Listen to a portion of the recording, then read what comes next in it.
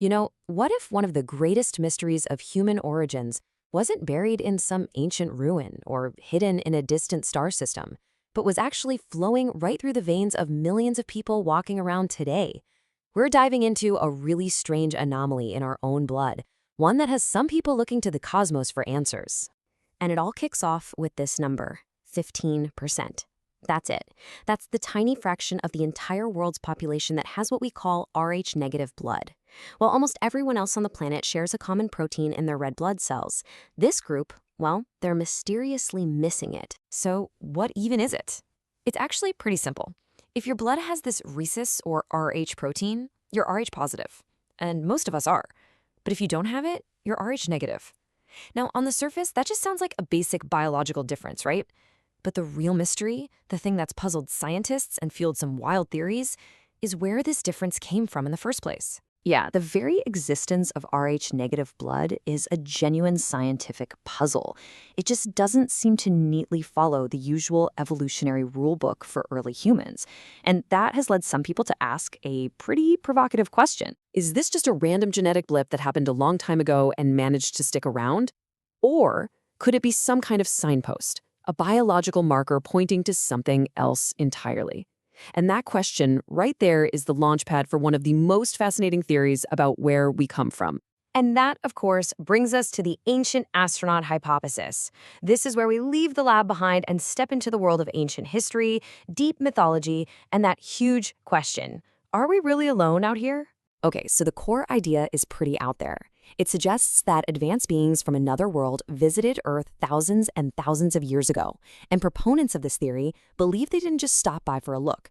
They think they actively got involved, maybe sharing knowledge, maybe kickstarting our technology, and just maybe altering our DNA. So for believers in this theory, Rh-negative blood is Exhibit A. It's potential biological proof.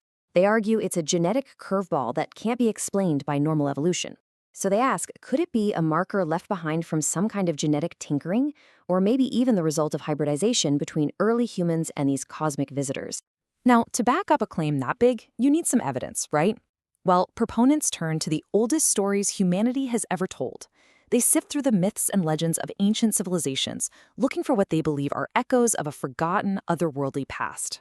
Just look at the ancient Sumerians. Their ancient texts are filled with stories of the Anunnaki, these incredibly powerful beings who came from the stars. And in their stories, these aren't just vague gods in the clouds. They're described as literal creators who shaped mankind.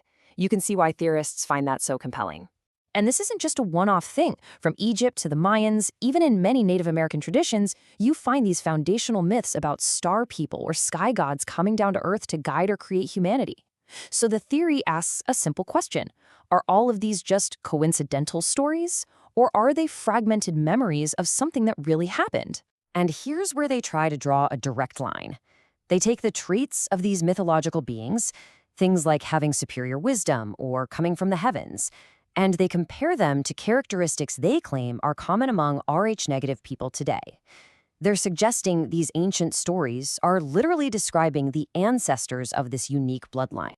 Okay, so let's set the ancient myths aside for just a moment. The theory also points to modern-day genetics and population data, arguing that the evidence for some kind of separate lineage is still visible right now. This strange distribution pattern is a huge piece of the puzzle for theorists. See, the global average for Rh-negative blood hangs around 15%, but it spikes, and spikes hard, in certain populations. The most famous example is the Basque people in Spain and France. Their frequency of Rh-negative blood jumps to about 30%. Theorists latch onto this, and the fact that the Basque language is an isolate, it's unrelated to any other language on Earth, as proof of a uniquely preserved, ancient bloodline. And it goes beyond just population stats. The theory also gets into some really personal traits. Proponents have put together this whole list of characteristics they claim are common among Rh-negative people.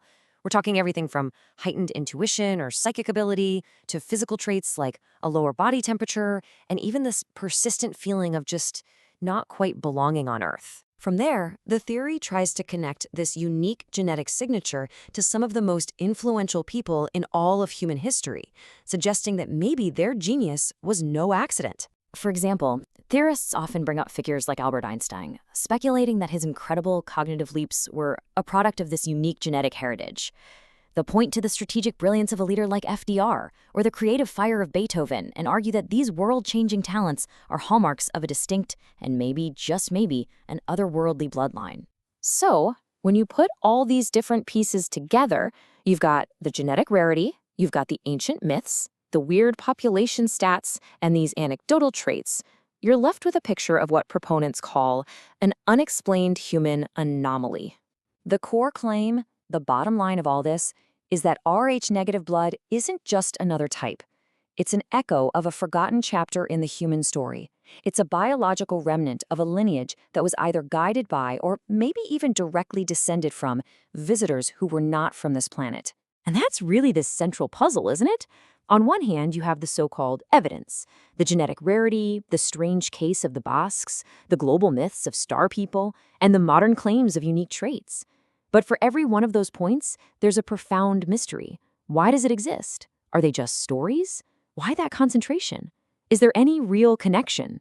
And that leaves us with the ultimate question. Is Rh-negative blood simply a fascinating, but in the end, random quirk of human evolution, or could it actually be a relic, a faint genetic signal from an otherworldly past, hiding in plain sight, right inside our own veins? The answer? Well, it remains one of history's most tantalizing enigmas.